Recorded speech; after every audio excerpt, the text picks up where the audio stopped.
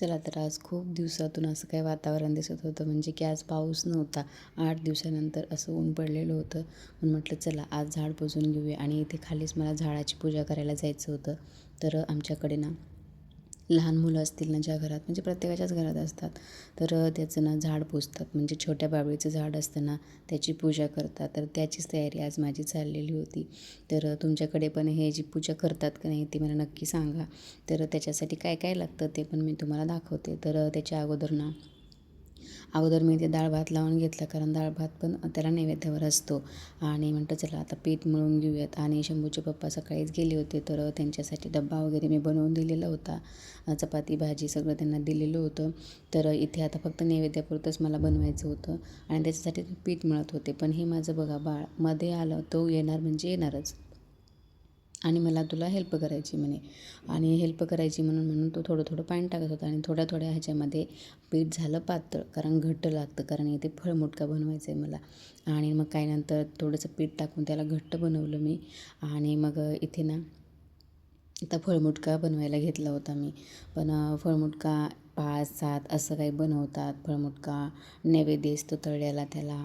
तर तेच मी इथं बनवायला घेतलेला होता. आणि त्यात पण माझ्या शंभू बाळाची लुडबुड असते. तर मी म्हणते जाऊ दे, करू देत, कारण तो लहान आहे ना आता.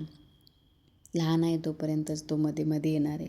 अजून 4-5 वर्षानंतर तो मला हेल्प पण करणार नाही आणि मध्ये मध्ये पण येणार नाही. हे बघा मधला दिसतो ना, ते त्यानं बनवलं आहे. आणि हे मी बनवणार म्हणे, आणि छान बनवलं होतं त्याने. कसं का होईना पण थोडाफार प्रयत्न करतो.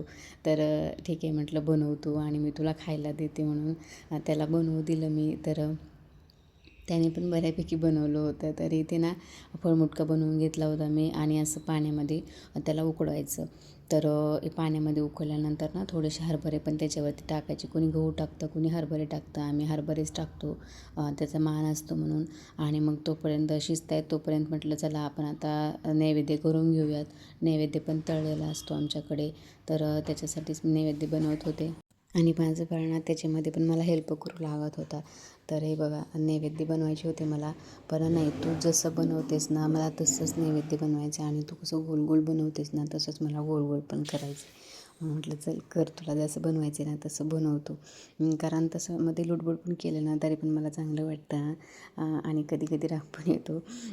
चला असू द्या. आणि हे बघा असं कसं मस्त नैवेद्य बनवले होते मी. आणि हे बघा कसं गोल गोल करतोय तो बघा.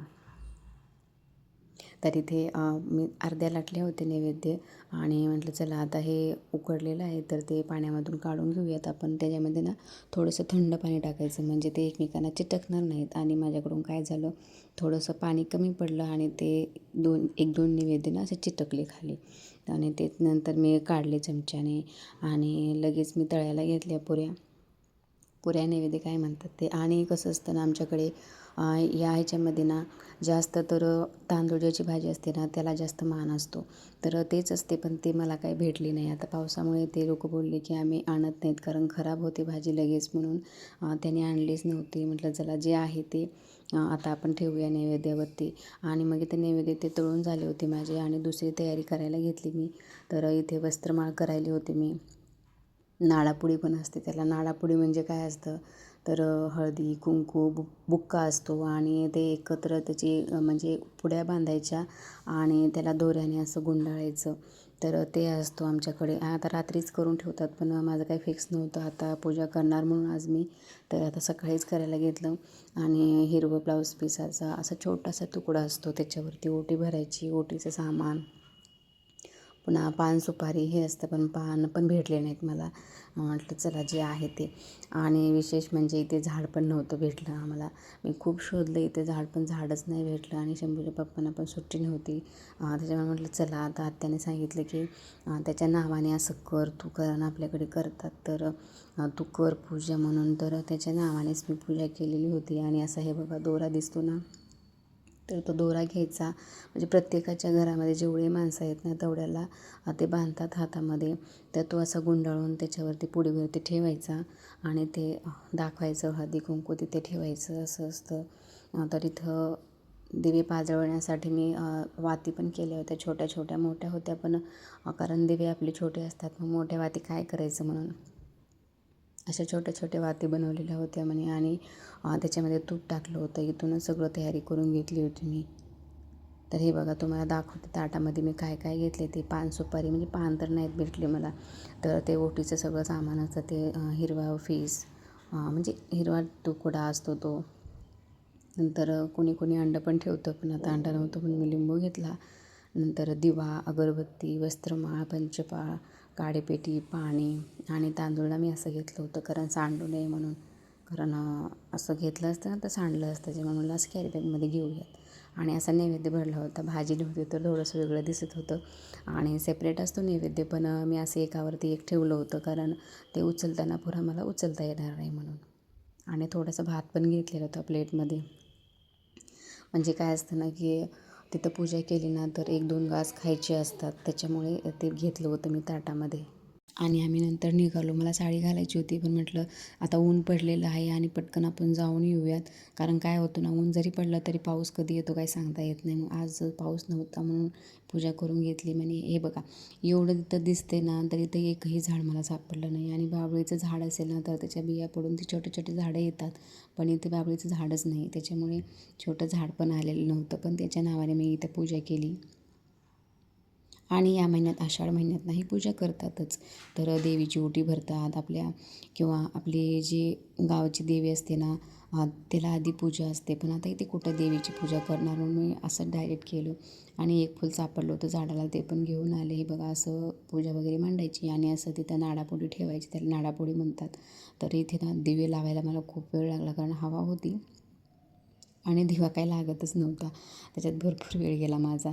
तर फायनली कसे तर दिवे लागले. आणि हे बघा माझ्या बाळानं मी हळदी कुंकू लावतो म्हणून कसं लावून घेतले, स्वतःनेच लावून घेतले. आणि ते पूजा केली, ते नाडापुडी सोडली, त्याच्यामधले पण हळदी कुंकू सगळ्या देवांना दाखवायचं. आणि असं म्हणतात की हा दोरा बांधायचा असतो आणि इथं थोडंसं 2 घास खायचे असतात. ते शंभू आणि मी खात होतो. आणि असं म्हणतात की लहान मुलांसाठी हे करतात कारण लहान मुलांचं पोट साफ व्हावं, त्यांना जुलाब वगैरे लागू नये म्हणून आमच्याकडे पहिल्यापासूनच आहे. आम्ही लहान होतो तेव्हापासून ही पूजा करतात आमच्याकडे, त्याच्यामुळे मी पण केली. तर इथे ना आम्हाला खाली आल्यावर इथंच खेळायचं असतं, वर जायचं नसतं. आणि ही पूजा झाल्याशिवाय जेवायचं नसतं. त्याच्यामुळे मला खूप उशीर झाला होता एक एक करेपर्यंत आणि खूप भूक लागली होती. मी आल्या आल्या अगोदर जेवायला बसले आणि म्हटलं चला आता सगळं तळले वगैरे तर आहे म्हणून चला पण दुसऱ्यांदा पण आकाड तळूयात. तर तुम्हाला माहिती आहे का की आकाड का बरं तळतात, म्हणजे आषाढ महिन्यामध्ये का तळतात? तर आता ना पाऊस असतो आणि पावसामुळे ना पाणी पण दूषित झालेलं असतं आणि आपण पाणी पितो आणि ते पाणी पिल्यामुळे काय होतं तर आपल्या पोटाचे आजार होतात आपल्याला. तर तेच होऊ नये म्हणून म्हणजे असं तळणीचे पदार्थ खात असतात आणि आपलं शरीर या महिन्यामध्ये ना असं तळणीचे पदार्थ ना सहन करतं, म्हणजे आपल्याला काहीच होत नाही तळणीचे पदार्थ खाल्ल्यानंतर. म्हणून असं चिपट्या, भजी, पापडी असं जास्त या महिन्यात तळतात आणि म्हणूनच आकाड तळला जातो. आणि आपल्याकडे कसं असतं ना की नवीन लग्न झालेल्या मुलीला पण 3 दिवस माहेरी आणतात. तर पहिलं परंपरा होती की तिकडे सासरी जास्त भेटायचं नाही खायला, त्याच्यामुळे 3 दिवस मुलीला माहेरी घेऊन यायचे. तर ती परंपरा आज पण आहे. आणि आकाड याचमुळे तळतात की आपलं पोट साफ राहावं, आपल्याला कोणते आजार येऊ नये पाण्यामुळे. त्याच्यामुळे हे असं पहिल्यापासूनच लावलेलं आहे आपल्या पूर्वजांनी, ते करत आलेले आहेत आणि आपण ते करायचं. तर माझा व्हिडिओ कसा वाटला ते कमेंटमध्ये मला नक्की सांगा. आणि लाईक केलं नसेल, शेअर केलं नसेल आणि सबस्क्राईब केलं नसेल तर चॅनलला लवकर सबस्क्राईब करा. बाय.